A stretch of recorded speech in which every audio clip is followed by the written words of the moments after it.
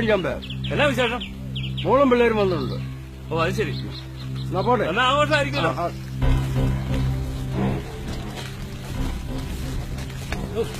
എന്നോട് കൂടാല് ബീഫാണേ.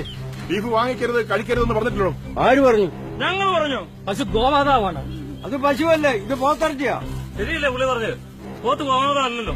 നിന്നോടൊന്നും പറഞ്ഞാൽ മനസ്സിലാകത്തില്ല. നിന്റെയൊക്കെ ഒരു ബീഫ്.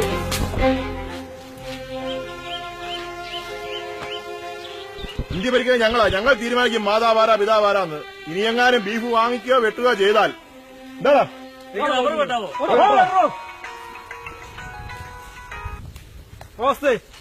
പറ.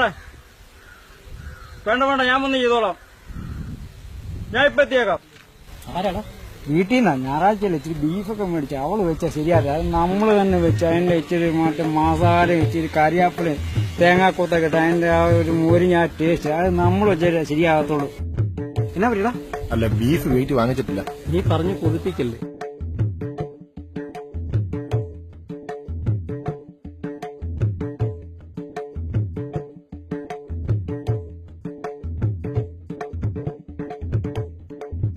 ഗോമാതാവാണ് പോലും. ഗോമാതാവ്